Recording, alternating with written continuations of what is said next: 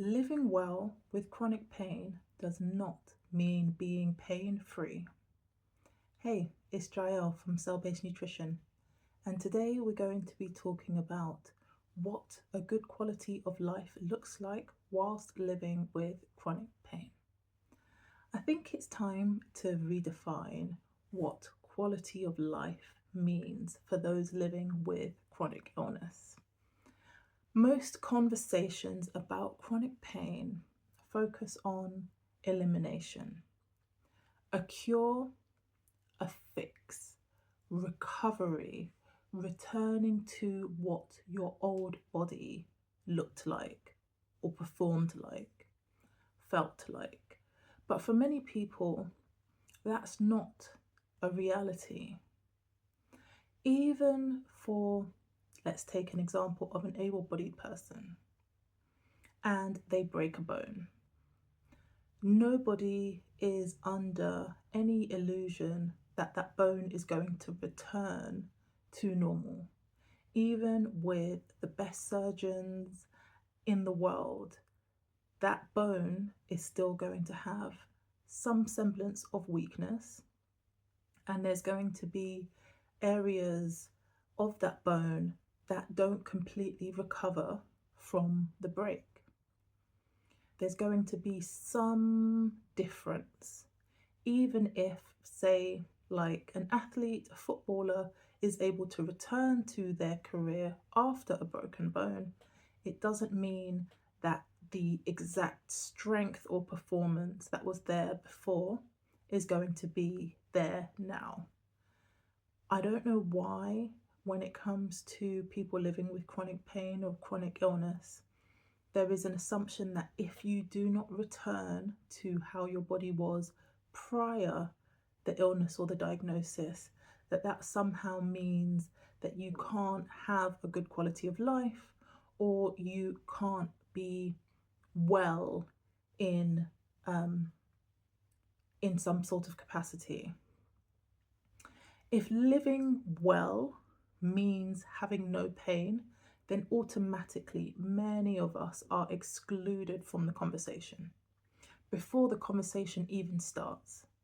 If living well means being symptom free, then many people are excluded from well-being, because for many of us, symptoms like pain, like fatigue, are going to be a part of our life indefinitely if there isn't a cure found for our conditions.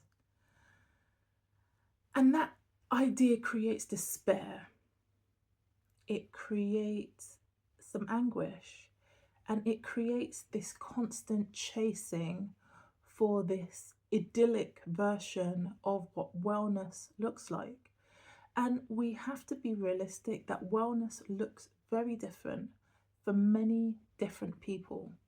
And it's important, I think, for us to redefine what wellness is from a chronic illness lens. Living well is not the absence of pain. We could all wish it would be, but for many, that's just not a reality. Living well is the presence of stability. Living well might mean fewer crashes, fewer flares, fewer pain episodes, more predictable rhythms when it comes to energy, less fear of your own body. That redefine is a lot more useful when people are living with complex medical needs. A regulated nervous system does not mean zero symptoms. And although I don't want to have this constant comparison between an able-bodied and a non-able-bodied, even someone who is able-bodied, so absent from any disability, may not have a regulated nervous system, and also may have symptoms of things. They might might have an infection and have symptoms from that. They may have an injury and have symptoms from that. A perfect nervous system in whatever body that nervous system is found in does not mean that the body doesn't feel things, does not mean that the body doesn't sometimes have things go wrong, and it doesn't mean that the body is completely free of sensations that we may consider unpleasant. Even able-bodied people become sick and tired. A regulated nervous system means less amplification. So your nervous system isn't constantly on high alert, and it's not constantly flaring up or making pain worse. A regulated nervous system means that there is less panic when our symptoms increase. When our pain rises, we are able to respond to that in a more moderate way. And a regulated nervous system means that we have more capacity to respond rather than react. It means that we become used to listening to our bodies and predicting when we are getting close to our capacity limits, when we are getting close to our boundary lines. We'll be able to predict and say, okay, I've used this many spoons today, I've used this much energy today. I know from past experience that if I continue to push myself in this particular way, that I'm going to experience some sort of collapse, an exacerbation in pain, or an exacerbation in fatigue. So it would be wise for me to stop. That is a much more appropriate way of viewing living well. That we are responding to the signals that our body is giving us rather than reacting once our body has hit its limit. Living well also means including support systems, practical adjustments around our homes, in our cars, reasonable adjustments at work, boundaries, setting in place a line that you personally do not cross, because you know that when you do, it makes your health worse. Having a circle of people who believe you, having a circle of people who you don't need to explain yourself constantly to, being supported by family, friends, colleagues if you're lucky, trusting your limits instead of fighting against them, trusting that rest is not failure, and viewing restorative rest as part of your healing regime, and trusting that pacing yourself protects you in the long term and provides you long-term stability. And most importantly, letting go of the fantasy that one day you could possibly wake up symptom-free, or one day there's going to be a cure. We all hope, in the back of our mind, we all hope that one day we could rid the world of sickness, illness, disease, pain. That would be fantastic. But we also know that for many of us, that may not happen in our lifetime.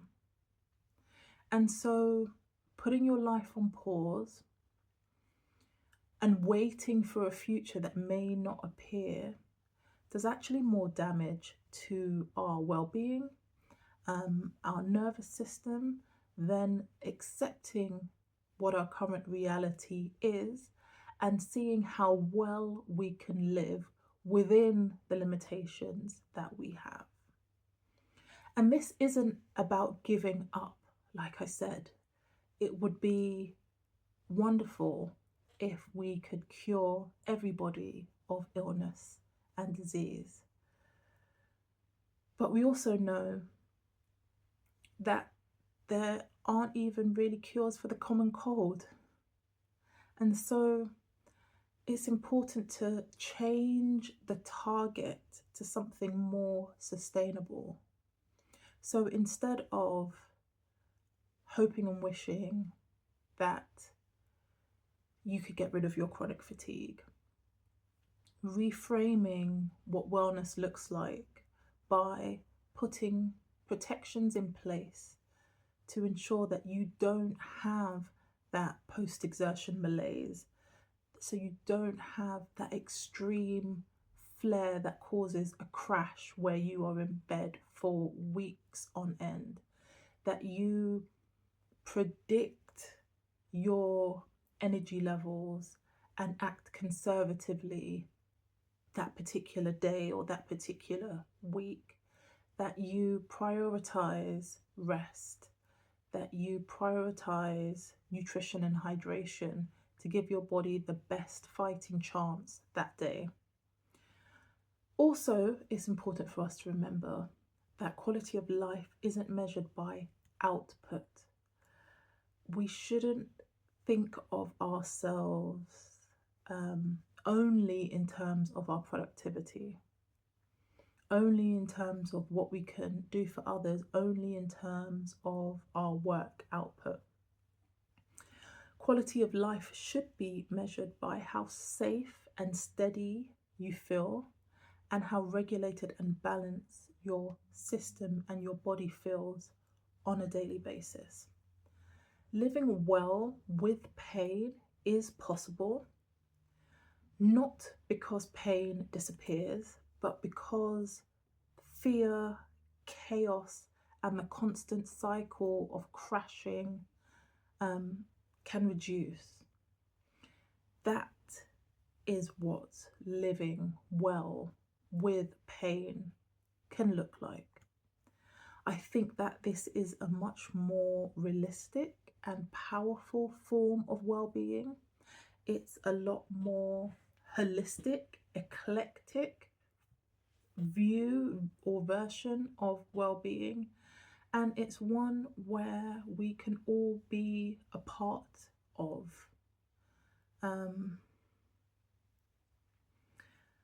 Sometimes this reframing can be very difficult. You know, our first instinct, of course, is to want to be well. But for each of us, wellness means different things. So for me, having a low pain day is a good day for me. My pain fluctuates. I wake up with a level of pain every single day of my life. But not every day is an 8 out of 10 or a 10 out of 10. There may be periods of time in the day where my pain scores are climbing 7, 8, 9.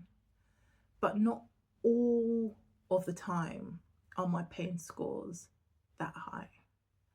Same with fatigue. I have moments where I'm in bed until 2:30 in the afternoon because I am exhausted and I physically am unable to open my eyes and get up and move. But then I have other days where I have bursts of energy which I can use to complete the tasks that I think are the most important to complete. And on some days when I have energy, I think I want to do something creative. I'd rather do that than clean, for example. And yes, you know, we have tasks that need doing: laundry, washing up, taking the car to get serviced. There are things that need doing. But it's also a part of wellness for me to decide how I'm going to spend my energy that day, how I'm going to spend my energy that week. And sometimes it means moving things around. Sometimes it means lowering expectations and standards just a tiny bit so you can prioritize your use of energy.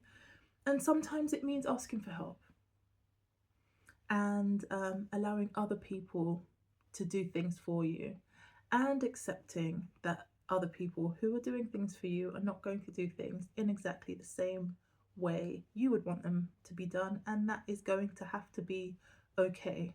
Because if you push through to reach the perfection, the standard of how you want things to be, or how things used to be before your chronic illness took hold, then you're going to be pushing yourself past your boundaries, and you'll be experiencing the rise and fall in pain and energy, which is what we don't want.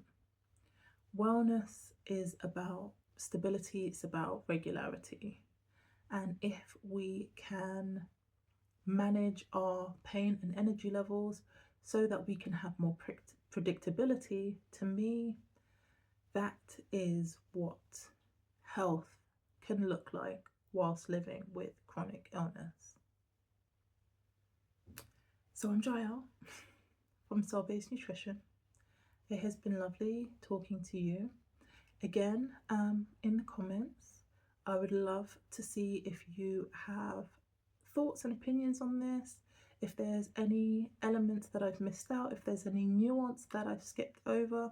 I love reading your comments, and I do respond to all of the comments on my videos.